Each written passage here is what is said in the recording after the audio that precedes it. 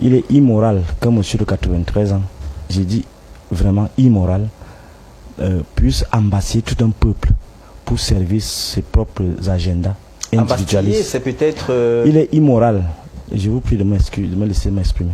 Il est immoral qu'un monsieur de 93 ans, qui a tout reçu de nos efforts, de nos sacrifices, qui puisse se cramponner et passer toute sa vie à cogner des têtes. Il est immoral qu'un monsieur de ce Takabi, qui a vu l'exemplarité ailleurs, maintenir le peuple dans cette situation-là.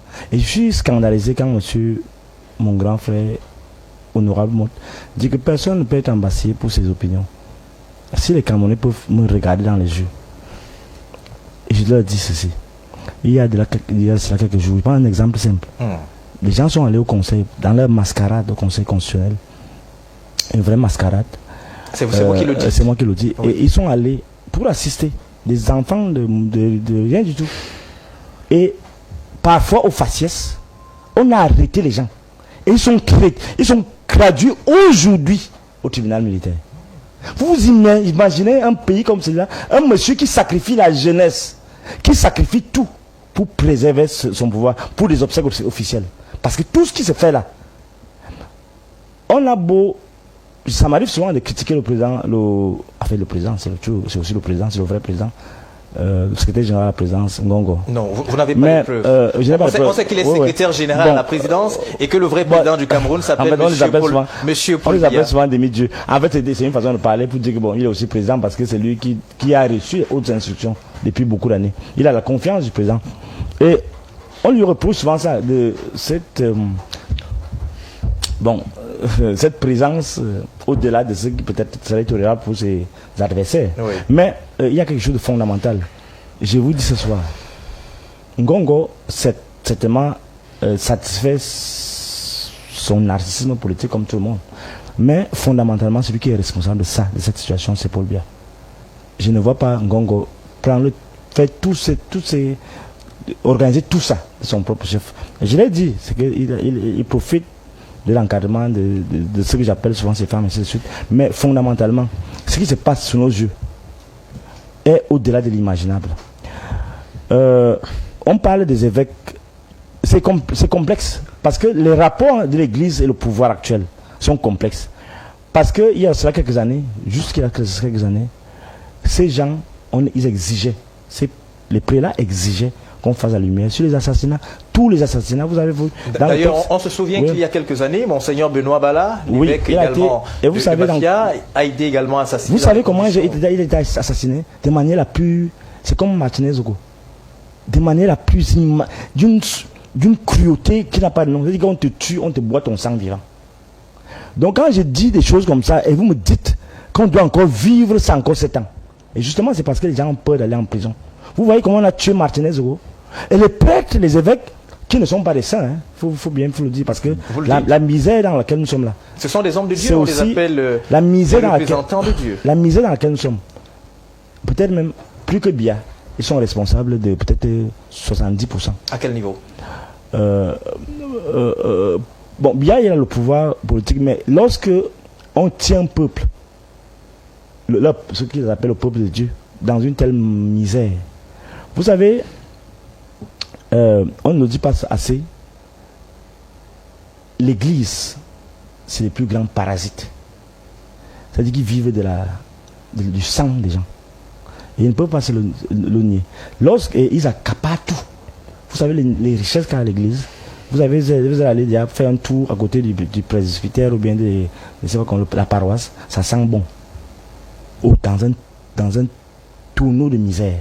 Donc la première révolution qu'on doit faire, la première réforme qu'on doit opérer, c'est la réforme de l'Église, qui doit répartir les richesses qu'ils ont volées. Donc ça, c'est une chose à part. Mais alors, ayant dit cela, donc chacun a sa responsabilité là. Donc ils doivent d'abord faire leur introspection, au lieu de s'attaquer Biya, machin. Mais ils ont raison aussi parce que Biya a la responsabilité de tout ce qui s'est passé dans ce monde, dans ce pays. Et lorsque vous voyez les évêques réagir comme cela, on va parler des chefs traditionnels aussi, c'est quand en réalité ils sont dans une situation, et ils sont un peu dans une sorte d'impasse. Impasse pourquoi? Parce que le bras séculier de ce régime, c'est aussi l'Église. C'est eux qui ont assis la peur dans la population. C'est eux qui ont assis la misère, je l'ai dit tout à l'heure. Donc en fait, ils ont aidé le pouvoir à se maintenir. Et je vous dis, la plupart de ces gens, de ces évêques, moi je vais en connaître un qui était chez moi, père son âme, Monseigneur Joseph, Monseigneur Ouonemimboye. Non, c'est mon... On doit citer, c'est quand même un évêque respectable, le camarade de classe de Bia, qui a contribué à tout cela. Donc, ce qu'on doit dire, c'est quoi? C'est que ils se sont retrouvés dans des compromissions compliquées avec le régime. Ces évêques-là, ces prêtres et tout cela, ils sont dans les histoires de sodomie, dans les histoires compliquées. Donc, eux-mêmes sont comptables.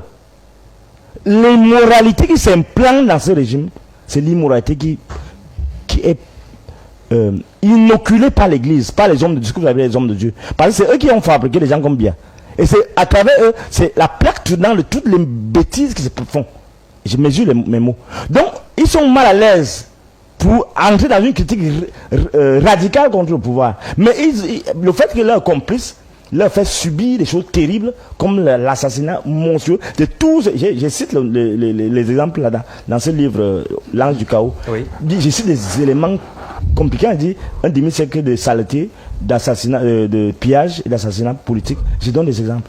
Donc du coup, on est dans une situation où non seulement eux-mêmes se sentent coupables parce que c'est eux qui ont produit ce monstre, entre guillemets, je dis monstre entre guillemets, parce que c'est eux qui disent que c'est même mieux le diable que lui. Alors on se souvient des propos de Monseigneur, enfin l'évêque de Viagua, oui. Tout à fait. Et c'est cette même dialectique, ça c'est un monstre. Et en réalité, c'est eux qui l'ont produit. Donc du coup, si on rentre donc dans les réserves que certains opposent maintenant, on comprend ça très bien. Mais la difficulté que nous avons à comprendre le message, c'est quoi? C'est que jusqu'à preuve du contraire, si ce régime tombe, ils doivent savoir qu'eux-mêmes doivent tomber. Donc du coup, la petite rhétorique du diable qu'ils vont imposer là, ils doivent comprendre c'est une arme à double tranchant. Donc du coup, l'engagement de l'Église, que les gens ne se trompent pas, l'engagement de l'Église, ce sera périphérique. L'Église ne peut pas s'engager à ce que ce régime tombe, parce que si on ouvre les placards de ceux qui se font entre eux là-bas, ça sera compliqué. Mais c'est dans le peuple qu'on n'attende pas quelque chose. Vous sortez par là, oui. Oui, qu'on n'attende pas quelque chose du côté des évêques et tout ça, parce que en réalité, l'Église, surtout l'Église catholique romaine, qui a pignon sur rue, sans compter toutes les autres églises, n'a pas intérêt à ce que le peuple se libère. Ils ont besoin des gens, des brebis qui doivent accompagner. Et une brebis n'est jamais riche. La dernière chose que je voulais dire par rapport à ça, je sors par là, par rapport au chef traditionnel. Je ne sais pas si on va parler à ça, je peux rappeler. Allez-y. Oui. Je voulais profiter pour dire que ne vous fiez pas à aux petites critiques des chefs qui n'étaient pas là. J'ai vu une liste circuler, qui étaient là, qui seront boycottés. Les vrais soutiens du régime peut-être n'étaient même pas là. Les gens qui critiquent beaucoup là, j'ai entendu quelqu'un qui critique beaucoup, qui est apparemment apprécié, que lui il est exemplaire. C'est même les pires gens qui sont les plus compromis avec le régime. J'ai les preuves de ce que j'affirme. Donc ne croyez pas, je dis ça à mes frères de la diaspora, que le boycott c'est bien beau, mais le système doit être repensé, parce que tout ça ne dépend pas de... C'est une manipulation, parfois même par les éléments de peur, par les éléments de corruption, parce que le régime est très fort dans la corruption. Corruption morale, corruption financière, corruption même de tout. Les tueries même de l'âme. Les gens de Motte là, c'est des tueurs de l'âme. C'est-à-dire qu'on ne le vit même plus. Donc même le père même est dépassé, même l'évêque est surpassé. Donc c'est ça. Je le dis calmement, mais ça me fait mal. Ça me fait mal que M. Motte ne comprenne pas que les gens souffrent là. Il y a les enfants qui vont en prison là. Ils sont au tribunal militaire. Moi, je comprends que vous n'êtes pas sensible à ça, parce que ce n'est pas vos enfants. Et ça me fait de la peine. Que vous veniez dire ici que vraiment, moi je suis même plus fâché contre vous. Je suis justement dépassé. Je suis dépassé parce qu'il y a un degré de cynisme, un degré de déshumanisation qui font que vraiment je me tais. Parce que si je me fâche même encore, ça ne sert même plus à rien. Merci, Dr Fridolin Nke, pour ce premier jet. Alors Simon-Pierre Mahen, vous êtes membre de la société civile. Alors justement, on a vu ce ballet qui a débuté depuis bon nombre de semaines déjà. Et justement, le tour des évêques et des autorités traditionnelles, est-ce qu'on peut se dire que ils y allèrent au nom du peuple au Palais de l'Unité? Ce peuple qui, à la lumière de ce qui ressort, vit pratiquement le martyre. Beaucoup de souffrances, des conditions de vie extrêmement difficiles, entre autres. Alors, s'il faut répondre directement à votre question, je vous dirais non. Parce qu'avant de parler au nom de quelqu'un, il faut avoir un mandat. Est-ce que les évêques ont reçu le mandat du peuple? Il s'agit même de quel peuple? Il prie pour le peuple chaque dimanche. Permettez-moi d'aller au bout de ma Allez-y. pensée. C'est vrai, ils peuvent prier chaque dimanche. Il faut comprendre simplement qu'ils s'occupent d'un groupe de personnes. Ce n'est pas de tout le peuple. Le peuple, c'est l'ensemble de toutes les populations que nous avons ici, dans toutes les 10 régions du Cameroun. En même temps aussi, il faut le préciser avec ces chefs traditionnels. Mais avant que je ne puisse répondre à votre question, il est important de s'interroger. Quelle est la vocation première d'une église? L'église est censée enseigner pour que l'humain se rapproche de Dieu. L'église est censée enseigner les uns et les autres pour les bonnes mœurs. L'autorité traditionnelle, il est le garant de la tradition. Maintenant, quand on se retrouve donc avec l'église, il a si bien dit tout à l'heure quelque chose qui était vraiment intéressant, que cette église aujourd'hui a perdu sa lettre de noblesse. Dans la mesure où ceux qui ont été généralement au palais de l'unité, il faut-il encore le préciser que le palais de l'unité n'est pas un parti politique.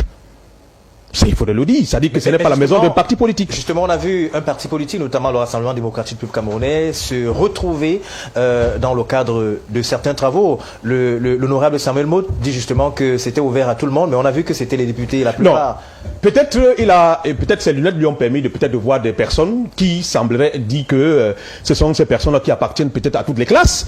Mais d'après ce que nous avons observé, ce que nous avons vu, c'est que généralement dans la plupart des cas, ces personnes-là appartenaient simplement au parti RDPC. Et honnêtement, ce que vous devez remarquer aussi, c'est que aujourd'hui, c'est bien beau qu'il vienne le dire que cette occasion avait été ouverte à toutes les personnes, mais sauf que cette occasion n'était pas ouverte à toutes les personnes. Donc, moi je dis, il ne faudrait pas qu'on confonde les données. On a d'une part une église qui aujourd'hui est en train de s'impliquer dans la politique.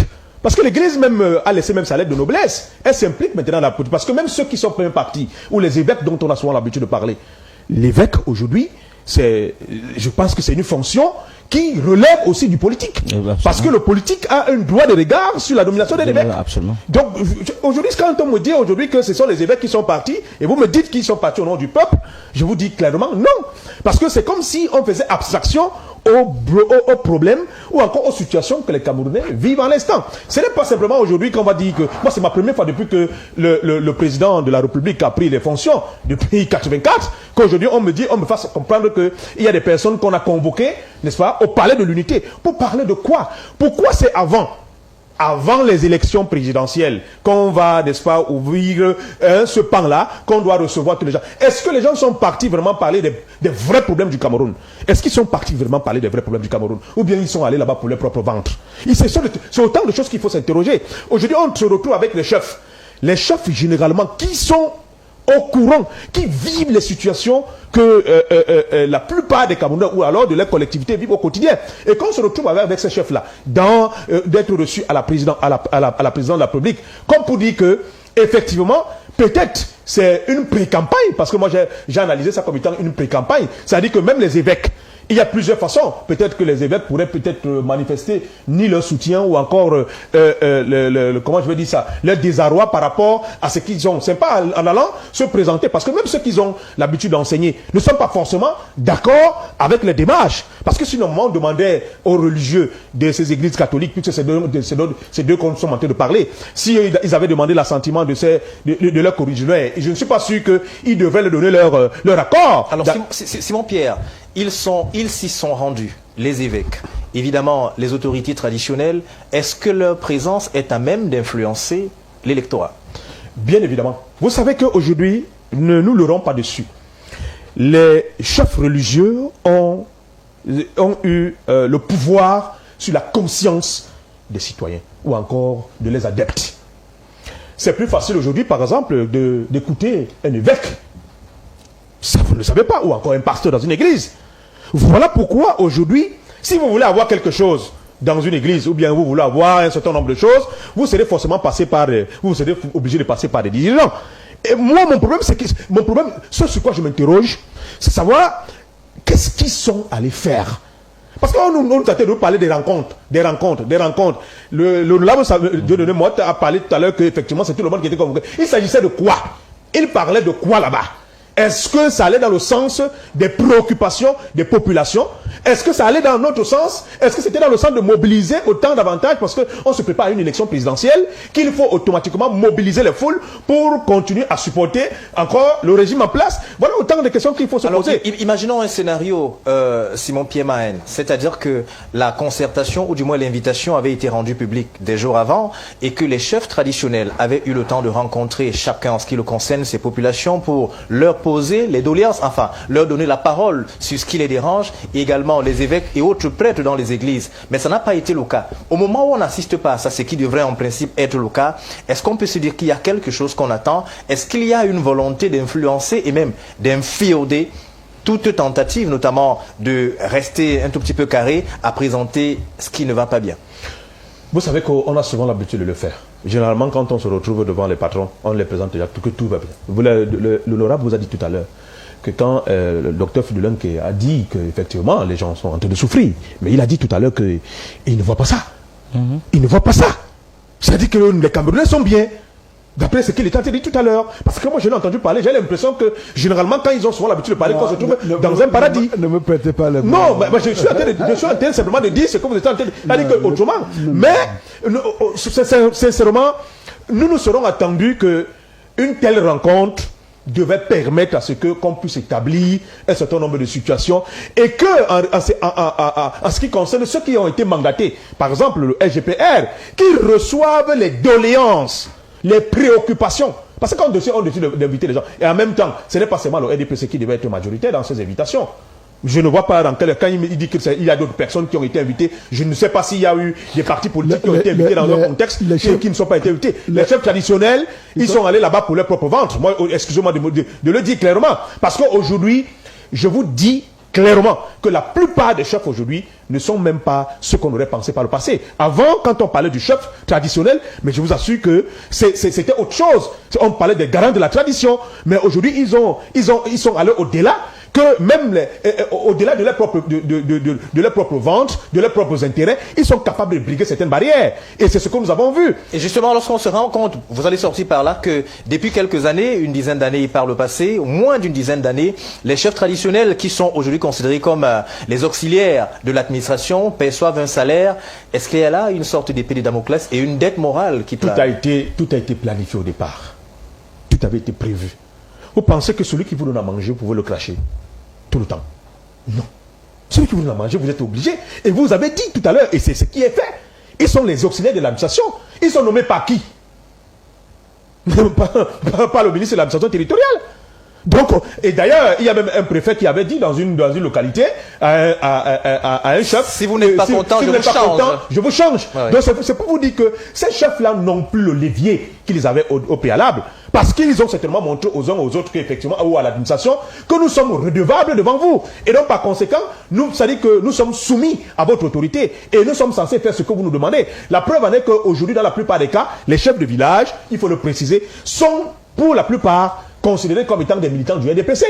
Parce que pour beaucoup sont là qui sont dans le parti au pouvoir. Comment vous voulez donc qu'ils aient cette neutralité dont on exige de cette garante de la tradition? Parce que j'estime qu'on peut être libre d'appartenir à un parti politique, mais à partir du moment où on prend une fonction comme celle d'un chef de village ou d'une collectivité, on se signe, ou encore on dit personnellement qu'on a signé un contrat pour être neutre sur les affaires qui concernent, par exemple, les affaires politiques. Merci. Acheter ou alors des chefs traditionnels acheter. Quel est le regard du philosophe? D'ailleurs, c'est une des expressions qui revient sur la toile. Acheter, ça veut dire qu'ils sont dans l'immoralité. C'est ça, non? Donc, en fait, ils n'ont pas suivi les principes de la morale. C'est-à-dire que la morale en tant que chef, en fait, il a parlé, Honorable Monte a parlé tout à l'heure de la responsabilité. Oui. Il faut être responsable de bout en bout. Tout à fait. Mais Honorable, c'est un concept moral, oui, de la moralité. Ça, je suis prof de morale, d'éthique et de philosophie morale. Donc, c'est très dangereux ce que vous dites, ce que vous pensez. Je comprends pourquoi vous êtes comme vous êtes insensible à la misère et au choc. Non. Je vais développer. Attendez, si tu me le permets. Attendez, monsieur Mott. Fridolin Non, vous allez vous justifier. Fridolin. Oui, honorable. Vous n'avez pas le monopole de la sensibilité. Oui, je sais. Et si vous me connaissez dans mon parcours, vous serez le dernier à dire que c'est insensible aux misères. Par contre, monsieur Mott, attendez, monsieur Mott. Vous êtes comme vous êtes, le gouvernement est comme il est. Parce que justement, vous pensez que, comme vous avez dit, la politique n'est pas basée sur la morale. C'est totalement faux. Vous avez très mal lu Machiavel. Machiavel donnait les leçons au peuple aussi. C'est-à-dire qu'il, sous le prétexte de donner les leçons aux souverains, il donnait les leçons au peuple. Voilà ces gens, ce qu'ils pensent en réalité de vous et comment ils vous manipulent. Donc, même votre chef n'a lu Machiavel à l'envers. C'est ça alors, le problème. Vos conseils ne comprennent pas la démarche politique originelle. C'est le bon sens. C'est l'intérêt général. C'est le bien commun. C'est les concepts moraux. Donc, ce que vous mettez ça à part, on comprend pourquoi vous pouvez tuer quelqu'un comme vous avez démembré quelqu'un comme le la règle de droit. Et on comprend pourquoi vous pouvez donc complètement désarticuler quelqu'un vivant comme Martinez. Non, justement parce qu'il ne pense pas que la base de l'action publique, monsieur, attendez. Plus que la règle morale, la règle de droit vous interdit de démembrer quelqu'un. Non, oui. Voilà. Vous connaissez la règle de droit, c'est pas basé sur la morale? Pas nécessairement. Non, monsieur. Pas nécessairement. Il faut repérer vos humanités, monsieur. Sans vraiment vous insulter. Je vous dis fondamentalement, c'est ça qui nous perd. Parce que vous avez perdu le sens même de l'école. Excusez-moi, honorable. Parce que quand vous dites ça, vous pensez ça. Mais c'est très grave. C'est pourquoi j'avais dit à Tangier un jour, il faut vous repartir au cours de la gouvernance. Parce qu'il ne comprend plus rien. Bon, alors, revenons plus sérieusement. Monsieur Mott, un État, n'a pas pour vocation de répandre la désespérance et d'aligner des cimetières dans le pays. Et c'est ça, le fait d'oublier cet élément fondamental, c'est ça qui nous perd. On va revenir au chef traditionnel. Justement, tout est fait pour que l'expression des aspirations du peuple ne se réalise pas. Vous avez, soi-disant, sans le nommer, apostrophé le président Maurice Kamto pour, soi-disant, son inconsistance. Il n'a pas fait ceci, il n'a pas fait cela. Ça a été comme ça depuis les années 90. Manipuler la règle de droit, manipuler les textes, manipuler les acteurs politiques, manipuler même les émotions des gens pour qu'on puisse arriver à ça. Regardez ce qu'ils ont, la farce du Conseil constitutionnel. Quelqu'un décide, vous dites qu'il ne peut pas, le mandat impératif, machin, vous racontez ça, il dit ok, je prends donc le manidem. Vous allez jusqu'à corrompre quelqu'un, vous allez jusqu'à à manipuler. C'est-à-dire que, c'est comme aucune, justement parce qu'il est dans l'immoralité, il assume. Moi, je suis le Moulinex. Donc, il n'a aucune notion d'un homme d'État, de la grandeur qui c'est à la République. Monsieur Mott, ça fait pitié. Donc, il manipule même les emblèmes de l'État. Parce qu'il faut absolument qu'on écarte Maurice Kamto. Après, vous allez justifier, non, c'est parce qu'il n'avait pas été candidat. S'il avait même été candidat, vous allez même manipuler encore le MRC. On aura avoir 10 MRC. En fait, nous sommes en plein marasme d'immoralité. Est-ce que c'est dangereux pour un pays? Et nous sommes là dans un demi-siècle de saleté, dans un demi-siècle de pillage économique et dans un demi-siècle d'assassinat politique, parce qu'ils ont perdu le sens de l'histoire. Quelqu'un qui dit qu'il n'a pas de moralité et que la politique n'est pas morale et qu'il va convoquer, non, c'est immoral même de convoquer l'âge du chef de l'État. Il ne comprend même pas les principes même de la démocratie moderne qu'il revendique. C'est-à-dire que la démocratie a des règles. C'est pas pour rien que, comme il nous renvoie toujours en Europe. Il nous renvoie toujours en Europe. Monsieur Mott, vous savez que la politique, c'est pas aussi les justificatifs. C'est l'exemplarité. Donc, je reviens à ce que je suis en train de dire. Vous sortez par là, docteur? Mais je n'ai même pas fini de parler. Il m'interrompt. Allez-y. Donc, vous sortez par là, docteur. Il ne comprend pas que... Non, il dit que ça ne sert même plus à rien de se fâcher contre ces gens-ci. Ils ne comprennent pas. Ils doivent seulement quitter. Et un jour, ils vont quitter. Donc, revenons à ce qu'ils ont... Ils ont gâté le pays. Quand vous parlez, vous posez même la question là. Pour moi, c'est la palissade. Ça veut dire que c'est une vérité d'évangile. Ils ont complètement transformer même le sens même de l'histoire. Ils disent que on doit plus s'attaquer à l'âge du chef de l'État. Mais on a le droit de s'interroger. Vous dites que que Paul Biya il peut avoir l'âge qu'il a et diriger le pays. Vous que c'est pas simple respect de l'éthique, du bon sens, de la dignité, de la grandeur d'un homme d'État que Aïdjo lui a cédé le pouvoir. Justement par moralité. tout ce que vous voulez. Mais parce que justement autour de lui, on a perdu, on est des jouisseurs. Quelqu'un qui jouit beaucoup ne pense plus à la morale. C'est ça votre cas. Non, je suis sérieux, je suis sérieux. Il n'y a pas la moralité parce que la grandeur d'un État, lorsque vous dirigez un État, et que vous sentez que le pays bascule, qu'est-ce qui fonctionne dans ce pays? On va parler tout à l'heure des routes. Qu'est-ce qui fonctionne? Mais les hautes institutions, monsieur, c'est immoral d'avoir le mandat d'un peuple et de donner et d'exercer ce mandat à travers les institutions. C'est même immoral. Comme il n'a plus le sens de la morale, comme il n'a plus le sens de l'histoire, on se retrouve dans la situation où nous sommes là. Donc, pour les chefs fassent. C'est pourquoi déjà la diaspora, j'insiste dans la diaspora. Le combat que nous avons à faire, c'est pas contre nos chefs. C'est une dispersion d'énergie inutile. Parce que quelle que soit la situation, ces gars n'ont aucun contrôle sur leur comportement, sur leur affaire. Ils sont assujettis, ils sont broyés par le moulinex. Et il faut les comprendre et observer seulement, trouver les moyens de boycotter ce régime, de trouver les moyens d'affaiblir durablement ce régime pour qu'on espère avoir le lendemain. Lorsqu'on remarque un gouvernement, un régime, qui est dangereux, lorsque des gens qui sont soupçonnés seulement de manifester sont embassés. Et je dis au président Maurice Kamto, qui a été frauduleusement écarté de cette élection, de trouver le moyen de s'organiser pour l'alternative qui arrive. Merci docteur Fridolin qui s'est suivi. Alors Simon-Pierre Mahen, est-ce que ces autorités dont beaucoup commencent à bouder, cela peut avoir des répercussions dans leurs villages respectifs? Le fait de s'être rendu à la présidence de la République, est-ce que ce serait moral, pour reprendre le terme du philosophe, de s'attaquer par exemple à ces autorités traditionnelles? Bon, en même temps, il faut pas les en vouloir. Moi, je vous ai dit que tout a déjà été construit au départ. Il ne faut pas les en vouloir. Pour un villageois qui va en vouloir à son chef parce qu'il est allé au niveau de... C'est pas sciant. Le vrai problème, il est de fond. Donc, si effectivement, il y a eu des choses qui leur ont été proposées là-bas, qui ne vont pas... Vous savez, je vous ai dit que dans la plupart des cas, il y a certains chefs traditionnels qui roulent pour le compte du régime.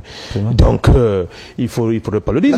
Mais ils ont le droit d'avoir des opinions. Ils ont le droit d'avoir les opinions, mais, honorables. Mais je vous dis que quand vous décidez... Non, on ne dit pas que c'est un péché.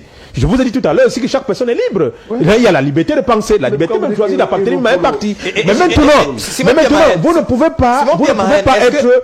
Est-ce que sur la base de la liberté des opinions, on peut voir un chef qui est censé diriger toutes les populations, peu importe son appartenance politique et sa chapelle politique, prendre fait et cause pour une chapelle et justement dessoucher par exemple toutes les plaques et autres éléments en interdisant d'ailleurs qu'il y ait des meetings d'autres partis politiques? Exactement, c'est de ça qu'on est en train de parler tout à l'heure où je voulais en arriver. Parce que si aujourd'hui il est tenté de dire que chaque personne aujourd'hui est libre, même les chefs sont libres, peut-être à un moment d'avoir une certaine position, il faudrait qu'ils le fassent à tous les niveaux. Ce n'est pas seulement au nom du RDPC qu'ils doivent le faire. Vous savez que très bien que quand il y a des manifestations de part et d'autre, ces chefs-là même généralement sont utilisés pour ces manifestations, pour l'organisation de ces manifestations. Mais quand c'est un parti d'opposition qui décide d'organiser une manifestation, c'est même ces chefs-là même qui sont souvent généralement utilisés pour boycotter ces manifestations-là. Et nous pensons que pour une société juste, équilibrée, qui prétend être démocratique, on s'attendrait forcément à ce que lorsqu'il y a une situation, que les gens se disent, ok d'accord, même si on a l'habitude de rouler pour le RDPC, mais quand il s'agit ici de PCN, qu'on fasse aussi la même chose. Ça donne aussi un certain équilibre dans le fonctionnement administratif. Mais si aujourd'hui, on voit par exemple ces chefs traditionnels qui sont arrivés au niveau de la présidence aller représenter. Moi, je vous ai dit tout à l'heure qu'ils ne sont pas allés représenter la collectivité. Ils sont allés là-bas à leur propre nom. Parce que je vous ai dit que s'il faut aller parler au nom de la collectivité, il faut avoir le mandat. Il a précisé tout à l'heure que peut-être que, enfin, vous pouvez former un syndicat et vous décidez par exemple de vous lever un 4 bon matin et vous allez aller parler au nom du syndicat. Mais je dis que sous ce prisme-là, je peux le lui concéder, mais de ce que nous sommes en train de parler par rapport à ces chefs traditionnels, moi je vous dis clairement que ces derniers-là sont allés là-bas et je vous ai dit, ce sont les actionnaires de l'administration. Ils détiennent leur pouvoir, leur autorité de l'administration. Et qu'à un moment donné, s'ils ne veulent pas faire s'ils ne veulent pas faire selon ce que l'administration leur demande de faire, ils seront simplement débarqués. Et c'est aussi simple que ça. Et on a vu les chefs traditionnels aujourd'hui qui n'ont pas voulu fonctionner selon l'assentiment du régime, qui ont été débarqués quelques jours après. Donc c'est dans ce contexte. On est dans une société où les gens sont tellement terrifiés. Les gens ont peur parce que c'est une réalité. C'est une réalité parce que ça veut dire le peuple dit le contraire. C'est tout à fait normal.